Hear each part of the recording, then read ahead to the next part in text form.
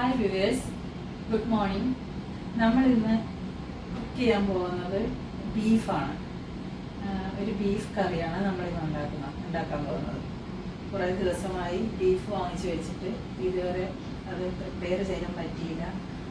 ഇന്ന് നമുക്കത് വെച്ച് നോക്കാം. ഇത് നമ്മൾ കഴുകി വൃത്തിയാക്കി വെച്ചേക്കുന്ന 2 കിലോ ബീഫാണ്. അതിലേക്ക് ഇത് നമുക്കൊരു കുക്കറിലേക്ക് ഇടാം.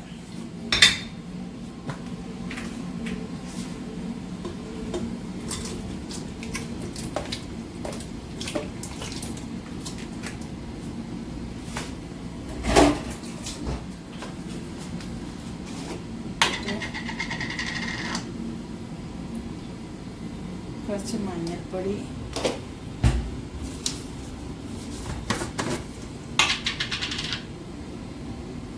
ഒരു സ്പൂൺ മുളക് പൊടി,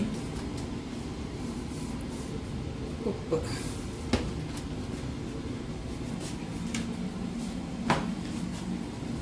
കുറച്ച് ചുവന്നുള്ളി അരിഞ്ഞത്,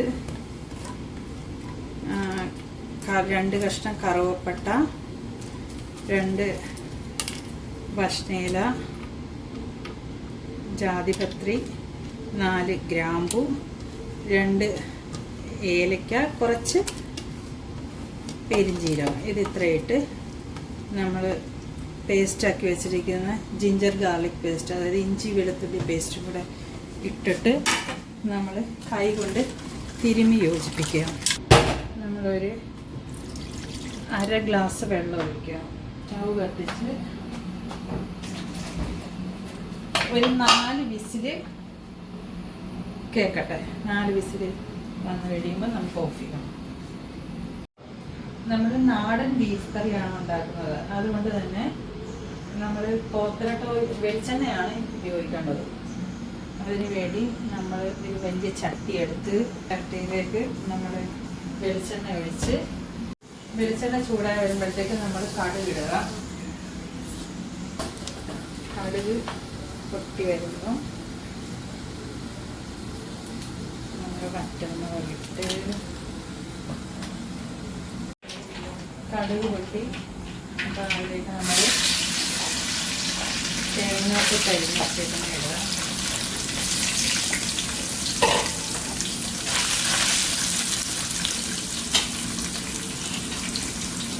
നമ്മുടെ ഇഞ്ചി വെളുത്തുള്ളി പേസ്റ്റ്,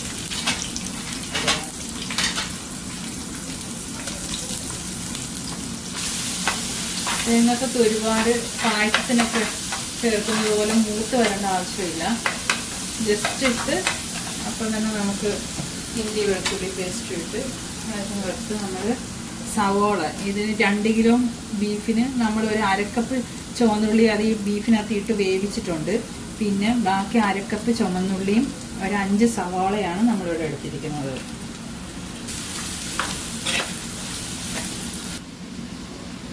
ഒരു 5 പച്ചമുളക് കീറിയത് ഇട്ട് നമ്മൾ കുറച്ച് ഉപ്പും ഇട്ട് വഴറ്റുക. ഇത് നല്ലതുപോലെ വഴഞ്ഞ് വന്നതിന് ശേഷം നമുക്ക് മസാലപ്പൊടികളൊക്കെ ചേർക്കാം. ഇഞ്ചിയെല്ലാം വഴഞ്ഞ് കിട്ടിയിട്ടുണ്ട്. ഇത് നമ്മൾ ബ്രൗൺ കളറായി. ഇനി ഇതിലേക്ക് നമ്മൾ ഒരു 2 കറിവേപ്പില ഇടുക. പിന്നീട് 2 തക്കാളി അരിഞ്ഞ് വെച്ചത് ഇടാം. കൂടുതൽ പുളി വേണ്ടവർക്ക് കൂടുതൽ ഇടാം. നമുക്ക് പുളി കുറച്ച് മതി. ബീഫിനും പുളി ഇല്ലെങ്കിൽ അത്ര നല്ലതല്ല. അപ്പോൾ അതുകൊണ്ട് 2 ടൊമാറ്റോയെ നമ്മൾ ആഡ് ചെയ്തിട്ടുള്ളൂ. തക്കാളി നല്ല വഴണ്ട് വന്നിട്ടുണ്ട്. ഇനി നമ്മൾ ഇതിലേക്ക് ഒരു 1/4 സ്പൂൺ മഞ്ഞൾപ്പൊടി, 2 സ്പൂൺ മല്ലിപ്പൊടി,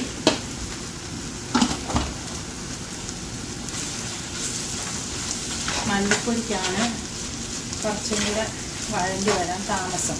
അപ്പം അതുകൊണ്ട് ആദ്യം നമ്മൾ മല്ലിപ്പൊടി ഇട്ട് ഒന്ന് ഇളക്കിയതിന് ശേഷം നമ്മൾ മുളക് പൊടി ഇട്ടാൽ മതിയാവും. കാശ്മീരി ചില്ലി പൗഡറാണ്. ഇതിന് എരിവ് കുറവാണ്. ഒരു 3 സ്പൂൺ ചില്ലി പൗഡർ ഇട്ട് മുളക് പൊടി ഇട്ട് അതിന് 1 സ്പൂൺ മീറ്റ് മസാല,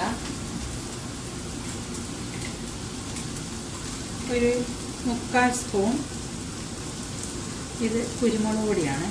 കുരുമുളക് പൊടി ഇട്ട് നമ്മൾ എന്നിട്ട് വഴറ്റി കൊടുക്കുക. നല്ലതുപോലെ ബ്ലാക്ക് നിറമാവുന്ന വരെ, ചെറിയൊരു ബ്ലാക്ക് കളറിലേക്ക് ആവണം വരെ നമ്മളിതൊന്ന് വഴറ്റി കൊടുക്കണം.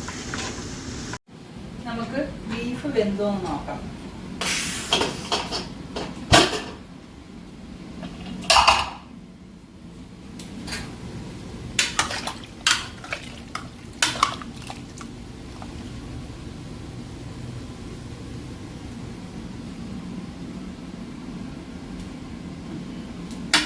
ബീഫ് വെന്തിട്ടുണ്ട്.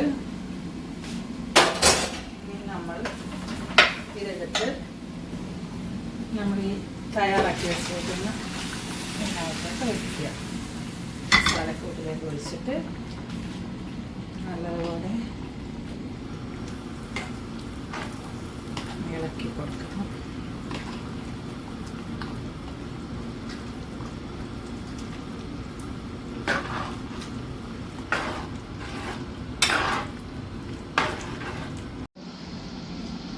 കുറച്ച് ഉപ്പും കൂടെ ആഡ് ചെയ്ത് 1 തണ്ട് കറിവേപ്പിലയും കൂടി ഇട്ട് നമ്മൾ കുറച്ച് തിളച്ച വെള്ളം ഒഴിച്ചു കൊടുക്കുക. നമ്മൾ ഇനി കറി കുക്കായി കഴിഞ്ഞാൽ പിന്നെ ഒരിക്കലും അതിനകത്ത് പച്ചവെള്ളം ഒഴിക്കരുത്, അപ്പോൾ അതിന് ടേസ്റ്റ് അങ്ങ് പോകും.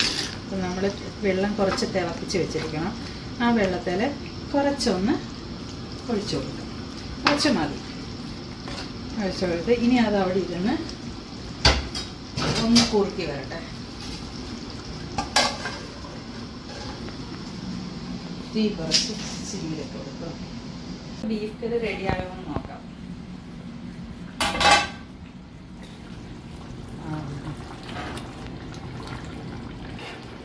ബീഫ് കറി കറക്റ്റ് ഗ്രേവി എല്ലാമായിട്ട് ബീഫ് കറി റെഡി ആയിരിക്കുന്നു. നമ്മുടെ നാടൻ ബീഫ് കറി അങ്ങനെ റെഡി. ഇതാണ് നമ്മുടെ സ്വാദിഷ്ടമായ ബീഫ് കറി റെഡി. ഇനി നമുക്ക് നാളെ മറ്റൊരു റെസിപ്പിയായിട്ട് കാണാം.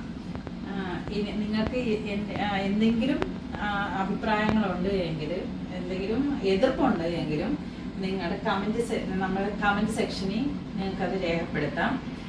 പിന്നെ ഇഷ്ടമായെങ്കിൽ ലൈക്ക് ചെയ്യുക, സബ്സ്ക്രൈബ് ചെയ്യുക, ഷെയർ ചെയ്യുക, അങ്ങനെ എന്നെ എൻകറേജ് ചെയ്യുക. ബൈ.